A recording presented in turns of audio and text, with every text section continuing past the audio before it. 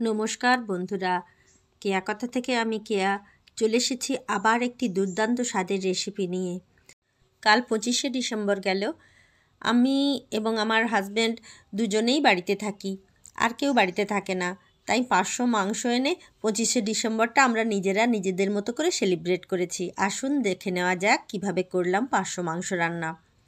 তেল গরম করে হাফ হাফ করে পেঁয়াজ কেটে নিয়েছি, সেই পেঁয়াজগুলো বসিয়ে দিলাম ভাজা করতে। তারপরে কয়েক কোয়া রসুন আদা কেটে কেটে দিয়ে দিয়েছি, আর দেব একটা টমেটো, বড় দেখে একটা টমেটো নিয়েছিলাম, দিয়ে দিলাম। তারপর শুকনো লঙ্কা কাঁচা লঙ্কা সব দিয়ে ভালো করে ভেজে নিচ্ছি।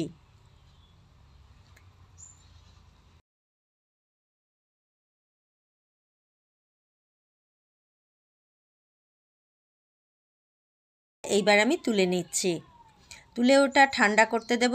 ঠান্ডা করে মিক্সিং জারে করে পেস্ট করে নিয়ে রাখবো। এরপরে আরেকটি কড়াতে আমি তেল গরম করে একটি তেজপাতা ফাটিয়ে দিয়েছি, আর দিয়েছি লঙ্কা আর অল্প একটু গরম মশলা থেতো করে। তারপরে দেখুন এই বাটা মশলাটা এনে দিয়ে দিচ্ছি। ওটা তো আগে থেকেই ভাজা ছিল, অল্প একটু নাড়াচাড়া করলেই হবে, খুব বেশি ভাজতে হবে না। আমি এখানে মাংস লবণ হলুদ আর লঙ্কা দিয়ে দিয়েছি, দেখাতে ভুলে গেছিলাম, ক্ষমা করে দেবেন, কিছু মনে করবেন না। ভালো করে নেড়ে চেড়ে নেব। আমার ছেলে বলে মাংসে কিচ্ছু করতে হয় না, শুধু পেঁয়াজ লঙ্কা আদা রসুন পেস্ট এটা দিয়েই খুব ভালো করে নাড়লেই মাংস খুব ভালো হয়। ওর এক বন্ধু আছে, সে এভাবেই খুব ভালো করে নাড়ে, এত কারুকিরি নাকি করতেই হয় না। আমার ছেলে তো তার বন্ধুর প্রশংসা একেবারে পঞ্চমুখ, সে শুধু শুধুই মাংস নাকি দারুণ করে। এখন আমি আমার মতো রান্না করছি, আপনারা দেখে কিন্তু বলবেন কেমন লাগলো, কমেন্ট করে অবশ্যই জানাবেন। আজ আমি একটু অন্যরকমভাবেই রান্নাটা করেছি। সবসময় তো একইভাবে মাংস রান্না করে খাওয়া যায় না, তাই একটু আমি অন্যরকমভাবে করলাম, আপনারাও একটু করে দেখবেন। এই সময় অল্প করে আমি জিরে গুঁড়ো অল্প ধনে গুঁড়ো দিয়ে দিলাম, আবার ভালো করে কষতে থাকলাম। কষাটাই আসল কিন্তু মাংসের।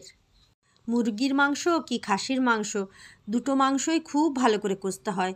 যত বেশি করে কষবেন ততই যেন হাতের গুণ বেরোবে। অনেকক্ষণ কষা হয়ে গেছে, এইবারে আমি জল ঢেলে দেব। অনেকটা সময় কষিয়েছি, আপনাদের সাথে গল্প করতে করতে বেশ খানিকটা সময় আমি কষিয়ে নিয়েছি। এই জল ঢালার আগে কিন্তু আমি একটু ঘি দিয়ে দিচ্ছি। ঘিটা দিলেও কিন্তু মাংসটা দারুণ টেস্ট হয়। ঘি একটু সবসময় দিয়ে দেবেন। আমি কিন্তু আর কিছু মশলা বেশি দিই আর না দিই, যেমন জিরে গুঁড়ো ধনে গুঁড়ো দিই আর না দিই, ঘিটা কিন্তু অবশ্যই দিই। অল্প একটু ঘি দিলে টেস্টটা খুব সুন্দর হয়। অল্প একটু জল দিয়ে দিয়েও কষিয়ে নিচ্ছি।